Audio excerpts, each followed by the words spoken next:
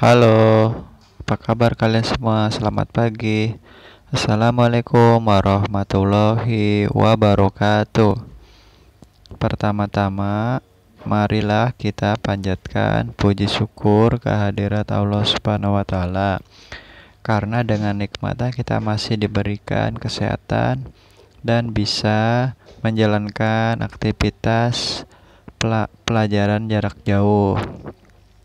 Sebelum belajar, yuk kita berdoa terlebih dahulu. Berdoa bagi yang beragama Islam, silakan berdoa. Robbi zidni ilman warzuqni fahman. Kemudian untuk bagi yang beragama non-Islam, silakan berdoa menurut agama dan kepercayaan masing-masing ya. Baik, berdoa dimulai. Bismillahirrahmanirrahim. Berdoa selesai. Baik, untuk hari ini kita akan mempelajari masih di tema 3 ya. Kemudian subtema keempat, tugasku dalam kehidupan sosial, dan pembelajaran yang ke 6 ya. Untuk hari ini ya, kita coba siapkan bukunya ya, seperti yang di layar sini ya. Kita coba buka halaman kalau tidak salah 147 ya. Kalau tidak salah, coba kita lihat sini. Oh ya, benar ya, 147. Baik, di halaman 147 ini sudah buka ya. Baik. Kita lihat sini ada bacaan ya. Bacaannya adalah, judul bacaannya adalah menyantuni anak yatim. Baik, kita baca. Yang belum bisa baca, Pak Guru sarankan belajar ikuti teks yang Pak Guru contohkan sambil kalian belajar mengeluarkan suara ya. Coba ya, 1, 2, 3. Siti, ayah, ibu, kakek, nenek, dan adik berkunjung ke rumah Ani. Ani adalah teman Siti. Usia mereka sebaya. Oke. Ani adalah seorang anak yatim. Ia tinggal bersama ibunya. Oke. Ani anak yang pandai dan rajin. Siti sering membantu Ani. Baik. Lanjut. Mereka sangat akrab. Mereka sangat akrab walau jarang bertemu. Kita lanjut buka halaman berikutnya. Nah, ini kalian diminta untuk membaca teks bacaan di atas ya. Ayo membaca teks bacaan di atas dengan intonasi yang jelas. Jadi di sini maksudnya adalah ya, kalian mencoba belajar tadi baca secara menyeluruh ya, dari yang perintah ini ya. Kalian baca supaya kalian semakin lancar membacanya. Baik, untuk tugas berikutnya. Buatlah kalimat dari kata berikut ya. Nah, di sini ada beberapa kata yang perlu kita lihat, yaitu pertama adalah anak yatim, kunjung, kemudian pandai. Ada lagi di bawahnya ya. Kita ini dulu ya. Oke. Sorry. Anak yatim. Nah, pada saat kamu disuruh membuat kalimat di sini, gunakan pedoman membuat kalimat. yaitu subjek, predikat, objek. Itu untuk membuat kalimat ya yang baik. Misalkan subjeknya ya anak yatim, nggak apa. Predikatnya anak yatim, misalkan sedang melaksanakan belajar. Nah, bersama itu subjek, predikatnya belajar ya, di yayasan Darul Hikam. Nah, ini contoh ya, boleh juga kok contohnya nggak sama dengan ini. Misalkan kalian bikin contohnya gini, Budi seorang anak yatim ya. Budi seorang anak yatim, tetapi ia anak yang baik. Oke, bebas kalimatnya, yang penting kalian belajar berpikir, kemudian kalian kreatif dalam membuat kalimat, sehingga kemampuan kalian dalam menulis, kemudian membuat kalimat semakin pandai. Selanjutnya berkunjung ya. Untuk materi berkunjung di sini misalkan seperti ini. Kami sekeluarga berkunjung ke rumah anak yatim. Ini contoh ya, berkunjung. Contoh satu ya. Misalkan contoh yang lainnya, anak yatim kemarin berkunjung ke tempat kami untuk melepas rindu. Contoh ya. Oke. Berikutnya yang kita pakai adalah pandai. Oke. Jadi misalkan gini, contoh kalimatnya, anak yatim itu yang bernama Budi adalah anak yang pandai. Budi adalah anak yang pandai. Ani adalah anak yang pandai. Itu contoh ya. Berikutnya menyantuni. Kami menyantuni anak yatim sebulan sekali. Contoh ya. Kami menyantuni anak yatim kemarin sore. Ini contoh. Silakan nanti kalian bikin kalimat kalian sendiri supaya kemampuan membuat kalimat, kemampuan bahasa, kemampuan lainnya dalam hal mengolah kata itu semakin meningkat. Oke, kita lanjutkan. Sini kita baca lagi. Tulislah kembali cerita tentang kunjungan Siti ke rumah kakek atau kunjunganmu ke rumah kakekmu. Oke. Sini kita kalau misalkan kalian mau buat silahkan ya. Di sini perintahnya seperti itu ya. Baik, kita teruskan kembali belajar membaca kita. Yuk kita lihat. Setelah mengunjungi Ani, Siti dan keluarga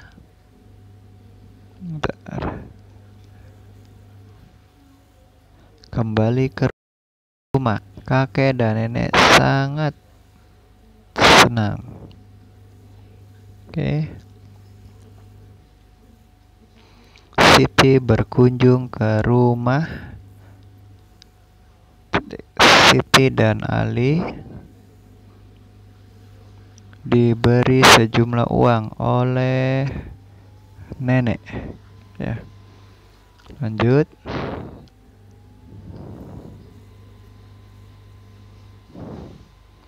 Siti dan Ali masing-masing mendapat uang. Oke. Rp5.000.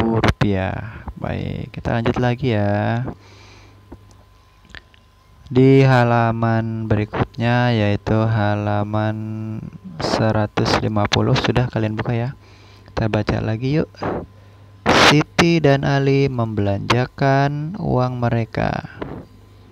Coba kalian tentukan kemungkinan pecahan uang kembalian yang mereka terima. Oke. Kita lihat soal nomor 1 ya. 1.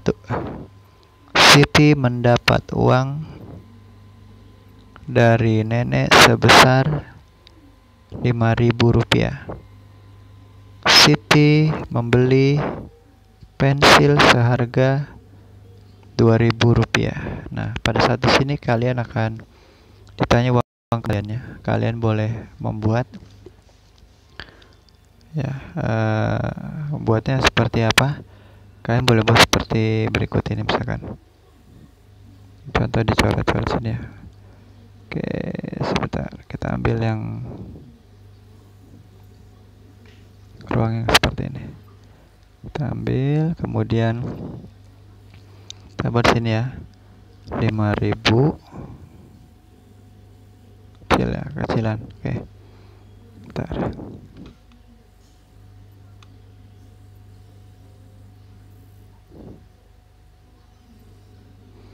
Kayak gini besar ya. 5.000 dikurang dengan 2.000. Nah, itu hasilnya berarti 3.000. Nah, 3.000 di sini boleh kalian buat seperti ini ya. 3.000 itu boleh kalian buat seperti yang berikutnya, misalkan 3 lembar uang 1.000-an. Oke. Tidak harus seperti ini. Misalkan kan ini 3 lembar uang 1.000-an ya. Saya anjurkan kalian punya 2 atau 3 ya, paling tidak mengembangkan kemampuan berpikir jumlah atau angka di otak kalian. Jadi boleh juga kayak gini, misalkan 3.000 tadi kita rubah misalkan dalam bentuk pecahan uang itu, misalkan ini ya, satu lembar uang 2.000-an atau 1 lembar 2.000-an ya, nggak usah pakai uang. 1 lembar 2.000-an dan 2 keping 500. Ya, ini contoh.